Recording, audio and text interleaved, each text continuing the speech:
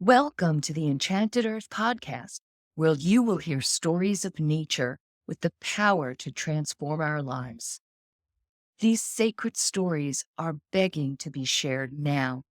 So listen in as my guest today shares one of their own. Welcome. Today we have Craig Chalquist, and let me tell you a little bit about Craig. He is a PhD and is academic program advisor of consciousness, psychology, and transformation at National University. His most recent book is the second edition of Terra Psychological Inquiry, Restoring Our Relationship to Nature, Place, and Planet, published in 2024. You can visit him at his website at chalquist.com, and it will be below. So welcome, Craig. Thank you so much for coming on today. Thank you so much for inviting me, Maureen. I'm glad to be here. Well, you were another participant in my book, The Enchanted Earth, the same title as this podcast. And it was after several years of me knowing your work. So I'm just an avid student here. I wanted to say that not sure if a lot of people listening are really clued into psychology. I know I've been interested in it my whole life. And I took 101 and 102 in college because I was a business student. And I was so turned off by the Freudian psychology that I never went any further with it. And it was really interesting because, it was later on that I discovered Jung and depth psychology. And I was, oh, this is my place. This is where I need to focus. So for the listeners, can you just give a sentence or two about what depth psychology is? Sure. Incidentally, I had a similar experience to yours when I was an undergrad. In those days, it was all behavioral psychology. And it just felt soulless and mechanical to me. And I almost dropped my psych major.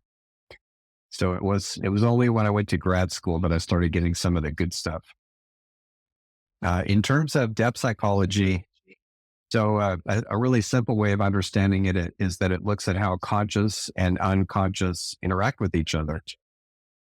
How the back of our mind talks to the front of our mind. It's broader than that. Jung came along and broadened it, and it's been evolving ever since. But one of the passions of those of us who do depth psychology is that it takes things like image and symbol and symptom and dream and myth seriously, because they talk to us about the mystery of human nature better than things like facts and data can sometimes.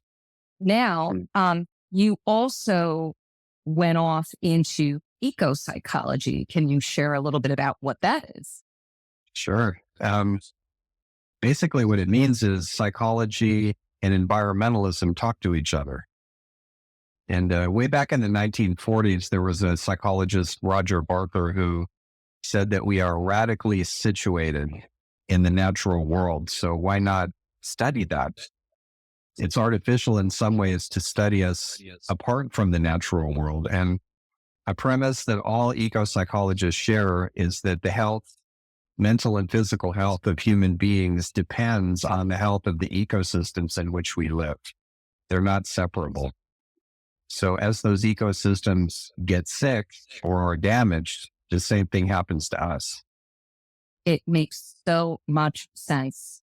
In my work with feng shui, I've been practicing feng shui for the last 20 years. And really, we look at the health of the home. How the home reflects what's going on inside of the client or the person.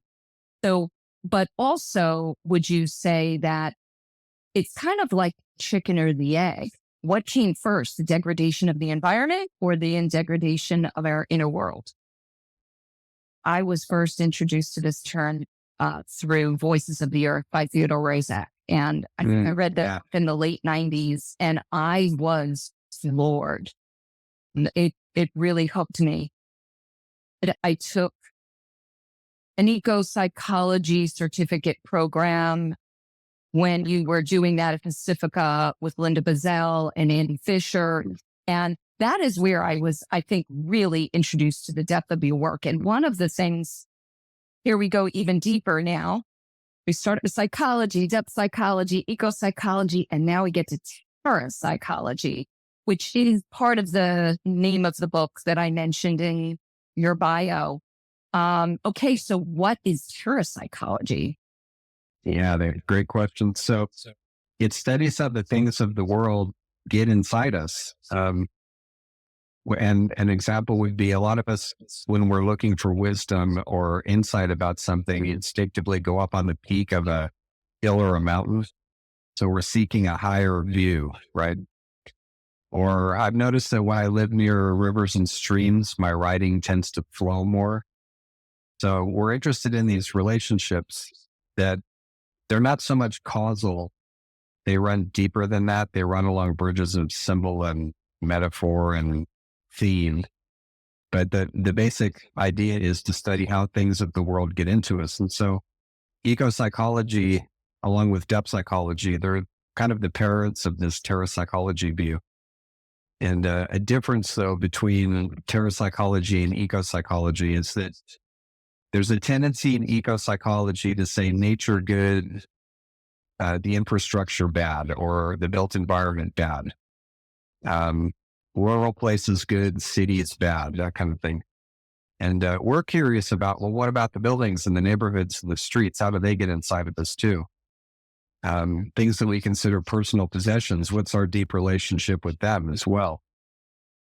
So there's an anecdote I sometimes tell with this, because we like the spirit of play and imagination in all this. What if we just play with the idea that things speak to us, that Earth speaks to us? Every culture on Earth do. So years ago, there was this old Subaru that I bought from a friend, and it was such a beater. It had broken speakers, and it ran pretty well, but it was really an ugly car.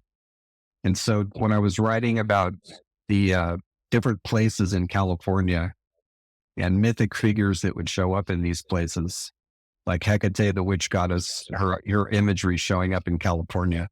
I was driving all over California in this car, and it got me everywhere. And when we were driving, sometimes there would be a loose speaker wire moving somehow, and the road would vibrate a certain way, and the speakers would buzz. So I would just play with the idea that the car was talking to me, and I would talk back. The speaker would go, and I go, yeah, I'm pretty good today. How are you doing? What do you think of the strip? And so that car got me over thousands of miles of exploring California. And then when I was done and writing the last book of a trilogy in which I looked at California in a deep way, the car finally, after a long life, died. I wanted to bury it, It's such a great car. Yeah, we do get so attached. It's not like rocks think or anything, but there's an old tradition in the West, goes by different names: panpsychism, pan-experientialism. It's basically animism. And it's not the idea that there are, for instance, like a god of the river or a god in the river. If you ask people in India about the Ganges, they say that the goddess is the river. That the things themselves are animate somehow. They have an interiority. So it's an old idea that I find fruitful in my work, and a lot of people who do terrapsychology also do. And it's just fun. It's fun to play with. But Carl Jung had an attitude like this too. He was very animistic, and so when his pipe would disappear, he would say that it had been magicked away. He got that from one of his schizophrenic patients. They said that once. And so Jung never looked for things. When he lost them, he thought they'll be back when they're ready, I love how you often use the word play. It's playful. It's using your imagination, and it's kind of coming from that childlike state that so many of us have really lost connection with. So we think, oh, we're adults now. We have to think and behave in a different way. Sometimes I get asked by adults who've forgotten how to play, how do you relearn it? And my two favorite answers are the creative side of you, the arts, collaging, images, whatever, games with other adults. But if you want to learn even better, find a 7-year-old or an 8-year-old and just spend time with them. They'll teach you how to play. That's very cool. And speaking about the consciousness of everything, the lands, the terra, soil, the trees, the flowers, the sun, the mountains, everything has a certain consciousness that we can connect with, we can open up in whatever way is our unique way of hearing messages. I know in the book, you did share a particular experience that you had in England, the retreat that you were running. So I was teaching for a week at Schumacher College. And at one point, as an exercise, we went out on Dartmoor, where there's a lot of ancient stone and underneath the ground, some really ancient granite. And we walked around, and there was an ecologist, Stephen Harding, who co-taught the exercises with me. So he filled in the ecological piece for all of us, and then I did the experiential work. And so at one point, we gathered in a circle near some old stones. And I said to the group, our usual way of thinking about being out in places like this is that we human beings are the ones who are watching them. And so for this exercise, I'd like you to reverse that and see if you can imagine and play with the idea of what it feels like to be witnessed by the place itself. And maybe in 2 seconds after I said that, this big raven flew in from who knows where. And it flew in a perfect circle over our group very slowly. And then it cawed at us once and flew away. And everybody was really blown away. It felt like the place itself was saying hello to us. And it felt like that for all of us, including the ecologists. So it is really remarkable when there's actually a physical experience, because sometimes when this consciousness communicates, it's not physical. It's like something in our minds that we would pick up a message. We never know what's going to happen when we do that. I did a similar exercise in San Francisco. We were out in the Mission and near the school where I was teaching. So I took my class out into the streets and we were looking for themes and costumes. San Francisco is like a huge stage in a theater. And I think its ruling god is Dionysus for a lot of reasons. And I said, let's see what's on the stage today. Let's see what kind of costumes show up. And people walk by in these amazing outfits and they were just there. And they weren't dressing up for anything. And there were all these characters who came by. And so we had fun with that. And at one point I said, all we need is the woman in the red dress to show up. And a woman in a bright red dress walked around the corner when I said that. So these things happen a lot when we do terrapsychological work. So this is actually quite common, but it's always magical even so when it happens. Paul Jung had a term for it, synchronicity. Yeah, I think in terrapsychological terms, we try to modify our understanding of that. Jung had an agenda, which, by the way, his internal cast of characters that popped up in his imagination criticized this about him. And his agenda was to make everything appear scientific. And partly for professional reasons, and it's true even today, psychology itself tries to be very scientifically based and, except for those of us who don't care about all that. But, we like science. We just don't need to make it our God. And, but Jung was still kind of stuck in that. So he singled out a physicist, Wolfgang Pauli, who had been a student of his. and they came up with synchronicity theory. And Jung made it sound like an undiscovered law of physics almost. That sometimes two things happen together as a coincidence. They don't cause each other, but we know they're linked because there's a meaningful theme or image that joins the two. So the things I've been describing by Jungians would be called a synchronicity, but we think of them more as synchronicities that might be a gesture or a signal from the place itself. So do you have particular, say, experience that led you down this path?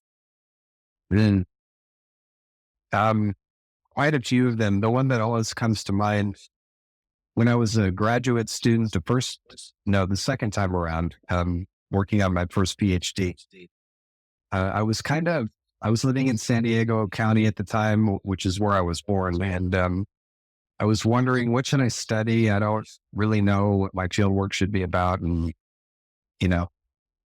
so I was in a failing relationship at the time. And then it finally gave out and we mutually decided to stop seeing each other. And so I was about a couple of weeks after that, I was really in mourning and those things we go through when we end a relationship. And I had a dream in which a woman showed up who looked like my ex-partner. And I was really happy to see her. And I called her by name and she shook her head like, that's not my name. And as I was looking at her, she was changing a bit and seemed familiar. Her presence seemed familiar, but I couldn't place who she was. And so right before I woke up, I asked her who she was, and she said, San Diego. And I woke up and went, wow. And the usual ways of working with the dream symbol just fell really flat. Like we would usually assume that San Diego figure was part of me, in terms of a complex or something going on in me, and that didn't feel like it went anywhere. And Jungians would say, well, that's your anima. That's the feminine component of a man's mind. And that doesn't gel right either, So the more I looked into it, the more I started to learn about indigenous traditions where people are really comfortable with experiences like this. And they say, well, the mountain talked to me in a dream last night or whatever, So I decided to open a conversation with the city of my birth, and she would show up and tell me things about herself. And then I would go investigating to verify it. And it was always true, which has happened to me in many places since then. I've discovered, for instance, ecological vulnerabilities in places that I didn't know were there until the place told me. So that was my beginning for what we now call terrapsychology. Yeah. And just in what you just shared, there's a component of that I use in my work when I'm doing dowsing. Yeah. Yeah. Helping clients connect with the energy of their land. And so I do the, kind of more masculine dowsing, even though it sounds funny to say masculine, but, the real physical dowsing of a property or a piece of land. And then I kind of tune in and wait for messages to come from the land. And they'll be things that most of the time I cannot verify. But it is an interesting, yeah. And oh my gosh, I, as you were sharing your connection with San Diego, I realized that there's probably a bunch of dreams that I have to look back on now. I mean, I actually had one last night and there was some strange woman in the dream. And I'm like, oh, okay, maybe I need to explore that. Jung taught us about personification, that the psyche can turn anything into a character in dreams and fantasies. And that's so key when we work terrapsychologically with dreams. And so whenever I go to a new place and a dream character shows up, I immediately wonder if that's the spirit of the place. Yeah, I guess every time I take a course with you or I speak with you, there's always like so much more to explore, like something new arises. And that's what I love. And one of the things I think is really important for play is being open to questioning, like, "Oh, well, why is that?" I'm remembering there's a class I took out into the streets in San Francisco, a different class, and I was pointing out that around the school, there was a lot of water themes. So, like, there was a building covered with the letter M, which comes from a Phoenician letter that connects to water. And then there was a wavy pattern on a building next to it, and just lots of water motifs going on. And I said, so I will make a prediction that we will discover water underneath this block, that there's an underground river or stream here. And one of my students said, I'm actually involved in some of the construction that's going on in this neighborhood, and we're having a hard time digging down because we keep hitting water. So for people who have trouble with the animism part of this, because, like me, I wasn't raised in an animistic worldview. So where we can go with that is a more Western idea that all of these things that we're talking about are presences, they're local presences that impact us psychologically. And we've got more than a century of psychoanalysis and psychotherapy telling us about the interactive field, that when two people are talking together in therapy, for instance, there's a lot more going on than they consciously realize. All therapists know this. And the psychoanalytic ones work very deeply with the field, which actually shows up in their dreams sometimes. So for people who are afraid of anything that they think is too woo-woo, that's a simple way of understanding it. I tend to be more animistically inclined because of my experiences with all this, but there's different ways of grasping it. So Eco-psychology, one of the, I guess, goals of it is to help humanity through this environmental crisis. So there's things such as ecotherapy that are employed. And I probably know just a few. And the one that rises to the surface for me is like forest bathing in Renyoku, where you take walks out into nature in a more mindful, very present way, and open to what they call invitations to explore this deeper consciousness, although they're not using those terms typically in that. So these therapies, do you think, like, where we are right now, I think they're sufficient to help us use this? and that's a great question. By themselves, no. We've had nature cures forever in many different cultures. We're rediscovering them now, and there's mountains of science behind it now. How even minimal nature contact is good for us. There's things like people recovering from surgery. If they can look out a window onto a meadow, they recover faster, things like that, I don't think by itself it's enough to change how we live on this planet, but I do think it's a way in, depending on how we hold it. So if we can get past the idea that we're just exploiting nature for our own healing and follow in the footsteps of Howard Kleinbell, who coined the word ecotherapy, and think of it as establishing relationships with the natural world, that gets us farther into re-entering what a number of people call the great conversation, which includes the human, but is more than the human. And that, I think, would be a good pivot for moving into a different worldview. I've been writing and talking recently about a planetary mythology. Since the Romantic philosophers and poets of Europe, the idea of having a new mythology has been talked about a lot, but we're in a position now to consider a planetary mythology, perhaps a planetary worldview, that it wouldn't be monolithic. It wouldn't be a single story, because there's no single story that can encompass all of our stories. But why not put them all together from different cultures, different encounters with the natural world, with the built world? I mean, we could step up to that, I think, and shift our worldview.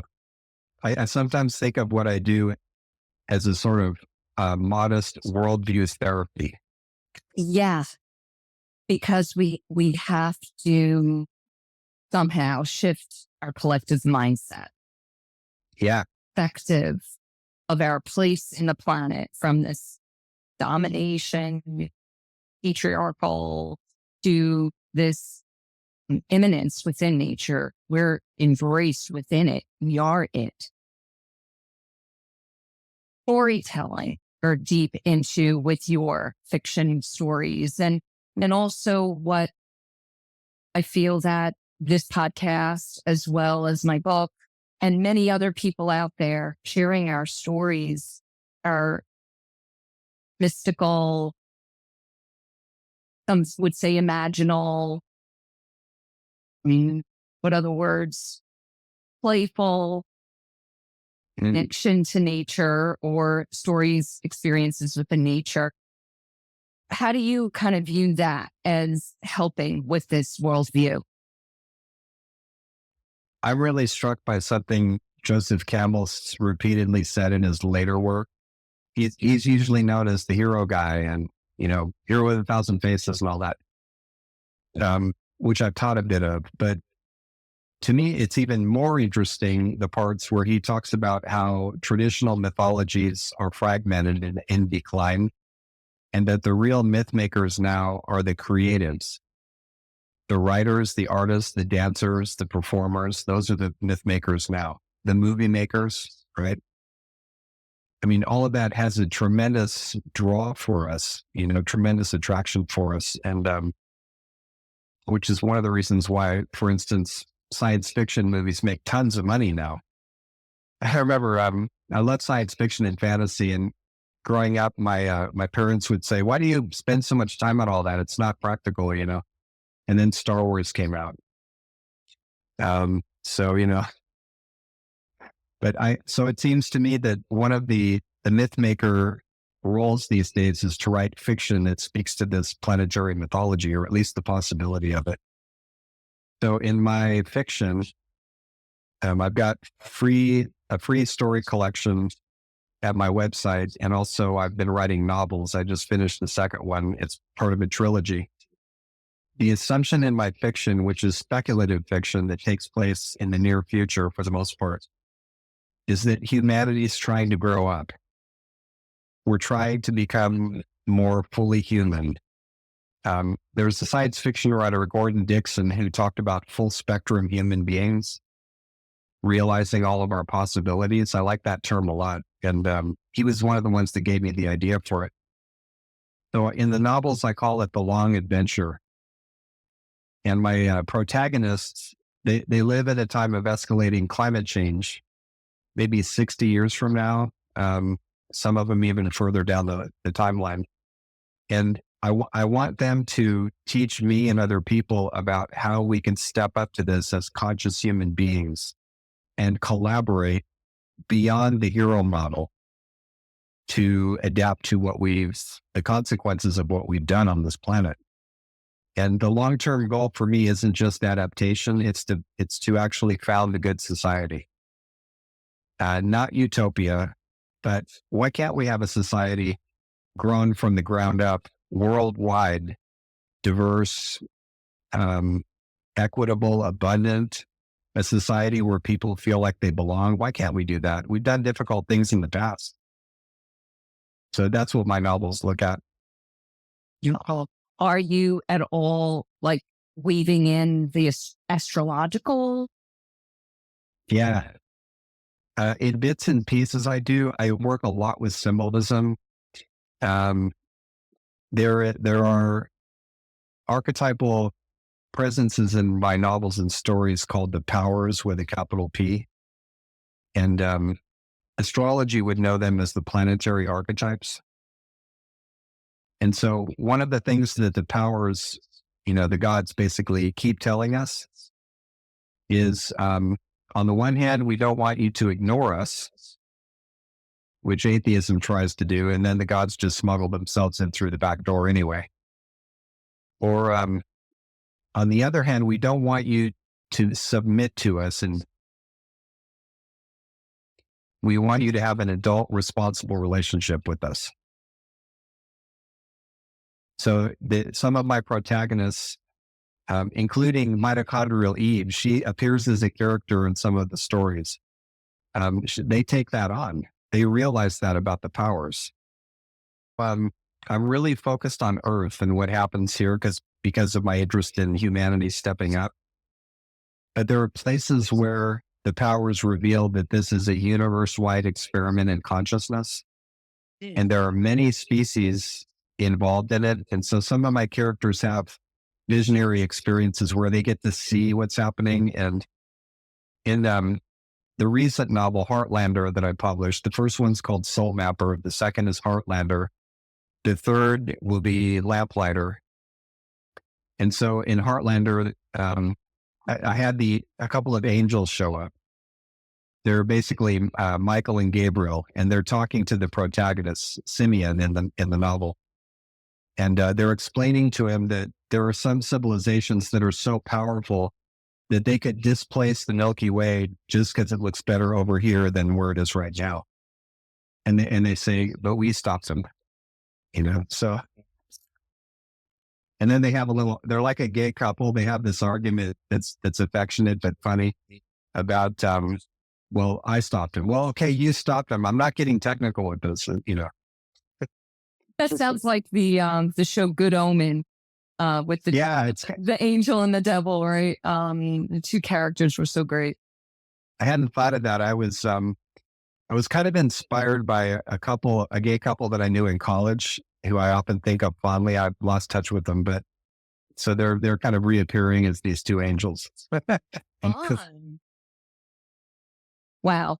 Yeah, I have a number of your nonfiction books, and it looks like I'm going to need to get the fiction as well. Sounds fascinating. I want to.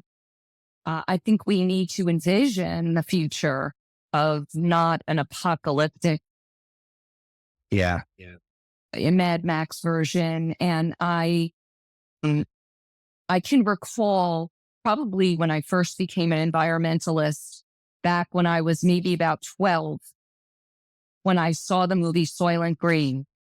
Yeah. With Charlton Heston and Edgar G. Robinson. And the scene that really struck me, and I was just horrified, was when Edgar G. Robinson was getting euthanized and he was looking at the screen of, an eagle soaring and light, and breezes on a meadow and the rolling waves. And I get goosebumps now just even thinking of it, that they were living in a world that they didn't have access to any of that. And I just remember saying to myself, that is not my future.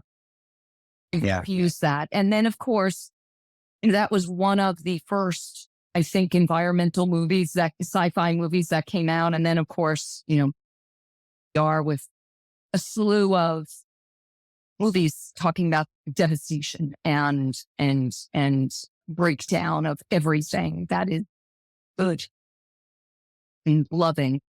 So yeah, not my future, not our future.